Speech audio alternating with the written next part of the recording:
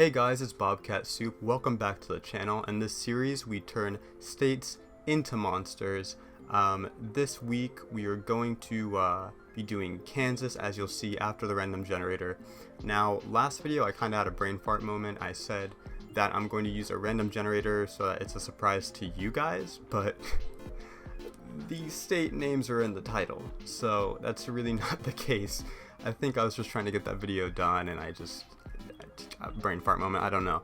But the randomly generated thing is mostly for me because I don't get a lot of state requests, so it just helps me know what state to do next. So yeah, tried to fix my brain fart right there. Let's go over generate a state. Alright, so you guys know the drill. We're going to randomly generate a state using randomlistgenerator.com/US states, and let's see what we get. Kansas. Okay, we can work with Kansas. We'll see what's from there. I don't know what's in Kansas. Alright, let's see what the state symbols are using the same website that we've used for all the other episodes. For Kansas, nice. Salamander right there for the state amphibian. State animal is the buffalo. Ooh, Pteranodon for the state fossil. Or flying fossil. Fossil, I can't say it. Again, we got honeybee as a state insect. I already used that for whatever episode that was. What was that? North Carolina. Tylosaurus. That's cool. A cool marine fossil. Cottonwood. It's a tree. Innate box turtle. Sunflower. Might use sunflower. In the North Carolina video, I actually missed the opportunity to use the fact that they're actually the first state to invent flying, because they're Wright brothers. So I might actually look up some like landmarks and stuff for Kansas just to make sure I'm not missing anything that's important there. So let's see.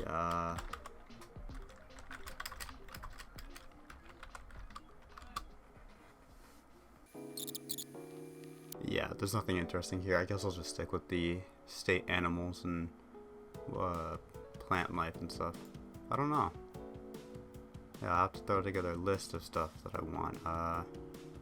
Because honestly, I don't know. So starting off, this was kind of a hard one because, no offense to Kansas, but I didn't really see a lot that just like stood out to me that I was like, ooh, I gotta use that.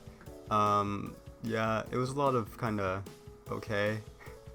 But what I'm using here that I found cool was the Pteranodon, the state flying fossil. The is it western meadowlark, mostly for its colors. It's a pretty bird. And the state flower, the sunflower. Of course, I knew I had to use the sunflower when I saw it because I don't know, they're cool, I guess, as far as flowers go. Those circles are going to end up being flowers. The idea basically is that the creature would spread its wings out and fly across the skies of Kansas and give people this really pretty show with these huge, crazy, glowing flowers all over. So yeah, we were aiming for pretty here, is what we ended up going for, and I think it's the only monster I've done so far that's pretty. The other ones are kind of either goofy or I don't even know how to describe them. I don't know.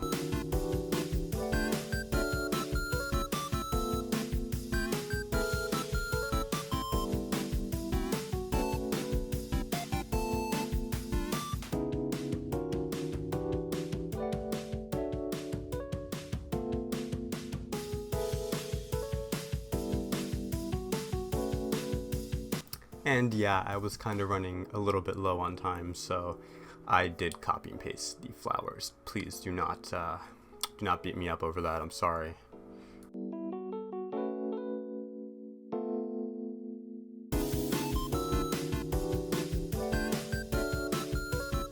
And as I said before, I am using the colors of the western meadowlark here. You can see I'm giving it the yellow throat and stomach, the kind of like black collar thing, and then tan. I guess this thing would have feathers like a bird. I didn't really put a lot of thought into that.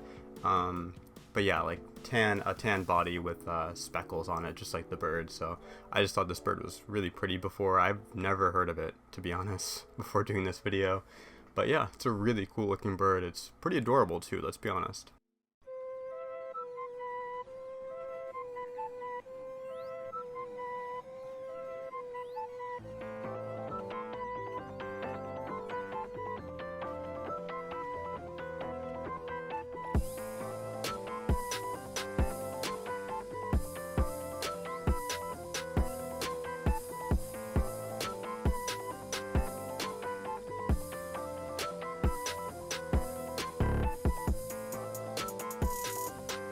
So at this point I was thinking it was looking pretty boring. It's just kind of a pterodactyl with some flowers on the wings.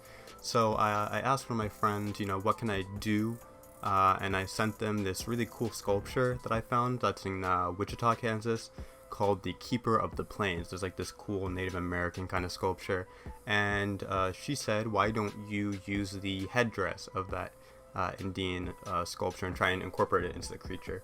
So you can see me do a couple of tries at that, and I finally get it right, and I think this was a really good suggestion. I think it really kind of obviously it still looks like a pterodactyl, but it kind of mixes it up a little bit, makes it look a bit more unique, definitely. And then those feathers that I added to the bottoms of the wings, like the really large feathers, I don't know where I got that from. I just kind of was like imagining this creature in motion, and I just thought it'd be really cool. If this thing was flying over you, you see these huge feathers in the back kind of, catching air and kind of, majestically kind of like flowing in the wind. It's a very majestic creature overall. I think this is the most majestic one out of the whole series I've done so far. And the feathers, I guess this was kind of to be expected, but obviously give it quite like a Native American looking kind of flair. So I could also see maybe before Kansas was colonized, maybe Native American tribes in that area kind of worshipped this thing as some sort of sky deity, or it also could be maybe like a plant deity too, because it has the sunflowers. I don't know, either one kind of works. But yeah, I think this guy, everyone just loves this guy back in ancient American history and also in present history. People just kind of love this thing. It's just beautiful and everyone loves it. It's everything that I dreamed to be and more. The decision to make the flowers glow also came from a visual kind of picture I had in my head of, if this thing was flying over you, it's really big, it's casting a huge shadow, the flowers wouldn't really stand out unless they were glowing, so huge shadow and just these cool glowing flowers I think would be cool to see overhead. And I knew that I had to incorporate the Wizard of Oz because of the "we're not in Kansas anymore" line. So I gave the creature red feet and red markings to reference Dorothy's red shoes in Wizard of Oz, so yeah. And with all the commentary out of the way, here is the reveal.